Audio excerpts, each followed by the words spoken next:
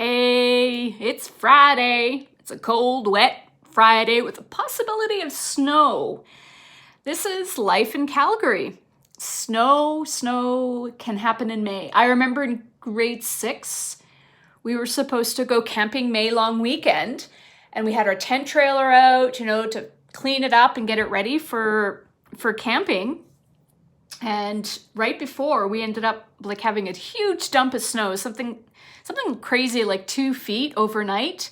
And yeah, they ended up canceling school for a day. And I remember that. I remember waking up and trying to tell, like, I don't know, mom still wanted us, didn't believe us that school was canceled. And anyway, when she couldn't pull the car out of the driveway, that's when she realized there was no school. And I remember we lost our power, our electricity for a day or two, and we had the fireplace going, and we roasted hot dogs on the fireplace.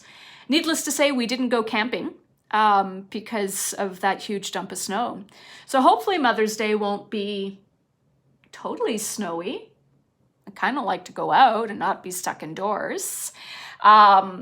So yeah, it's Mother's Day weekend this weekend, and I hope you guys are doing something for Mom. I know you can't take her out, but you know, it's easy as bringing her a cup of coffee in the morning or a cup of tea, or apparently some of you are buying her a waffle maker, which is less of a gift for her and more of a gift for the family.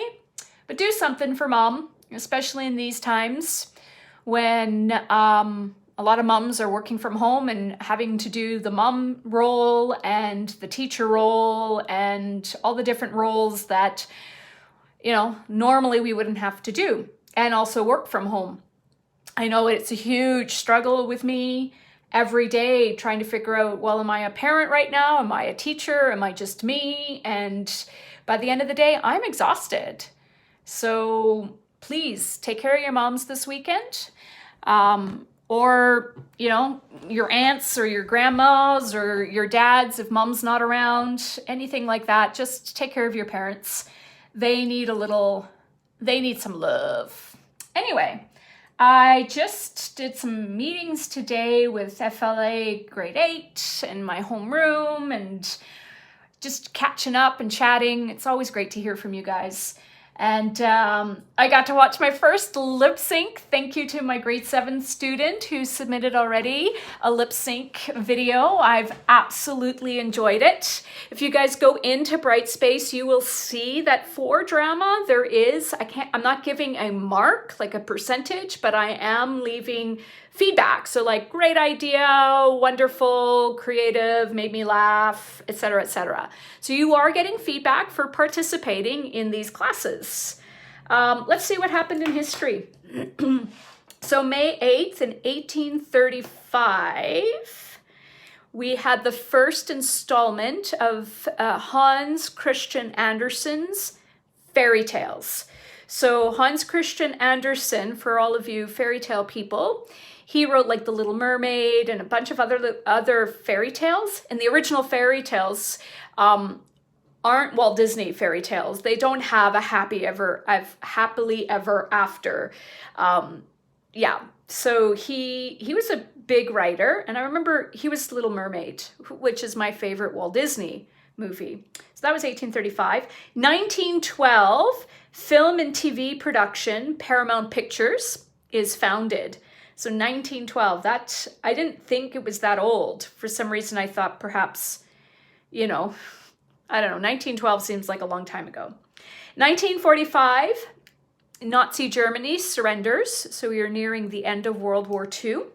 1962, Oskar Schindler and his wife, they are honored for having saved 1,200 Jews during World War II.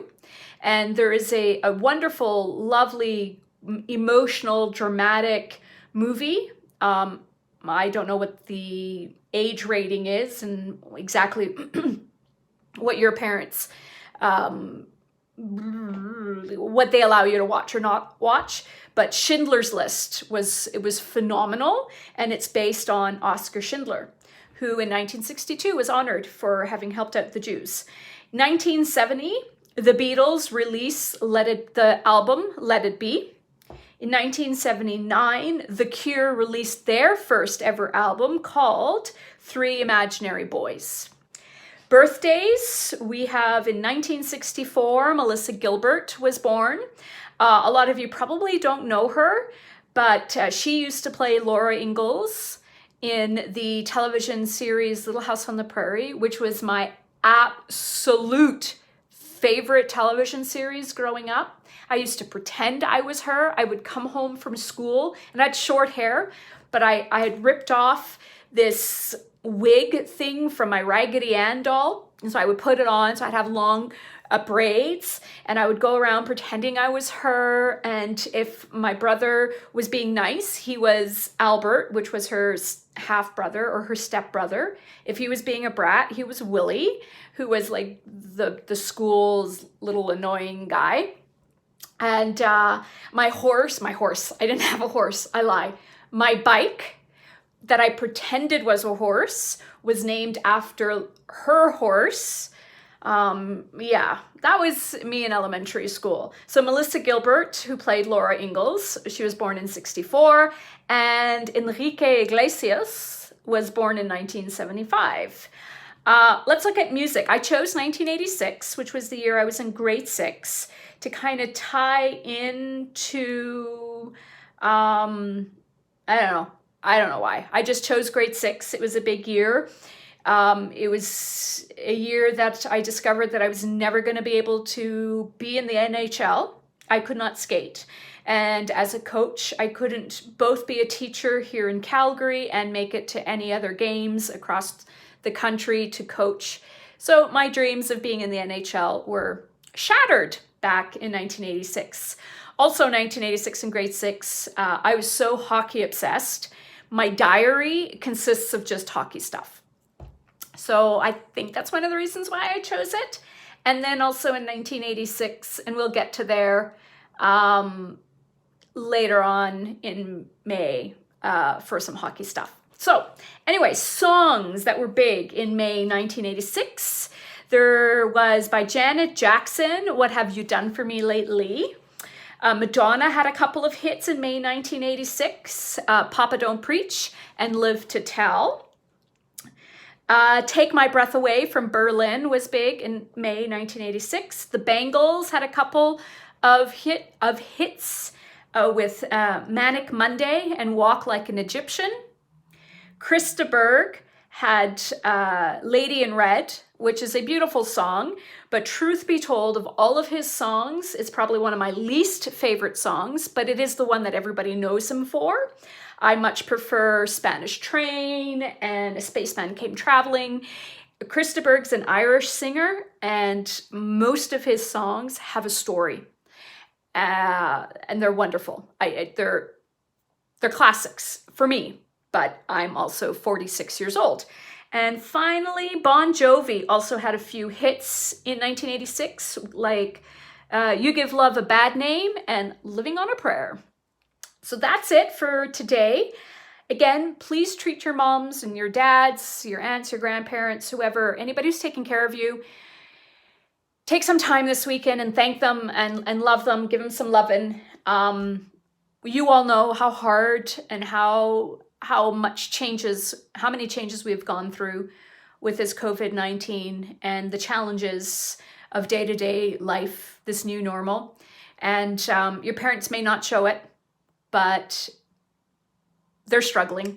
Maybe not every day, maybe not in the way that you would think about it, but it's not easy for them either. A lot of parents have been laid off, or they're working from home and trying to create this new normal.